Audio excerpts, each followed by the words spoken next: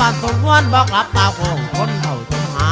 พวกแม่ป้าญาติผิดเอาคนอยู่หน้าตั้งหลายก็สายตาหาน้องที่มองหาน้องไม่มีโอ้คนดีอยู่ในนวลจาหรือว่าน้องลืมสัญญาได้พบตบตาของหนุ่มผู้ไกลที่อยู่บ้านนาพงไพรยังฝากดวงใจไปถึงนวลจันทร์หันหลังให้เขาไปสาวอุ่นคืนมาบีบขอบคุณพี่บนบ้านแม่เป็นฝ้าห้องเป่งชายเล่งคำจ่าอื่นไปหาสาวนาสู่บ้านนวลจันทร์เจ้าว่าจะเก้าพี่ไหนหน้าซอยพี่คอยเกือบปีแล้วน้องบ่มีต้องข่าวสารเบื่อแล้วคำมันนานเมื่อน้องนั้นปาดผากจากจรสุดอาบานคิดถึงนวลจันทร์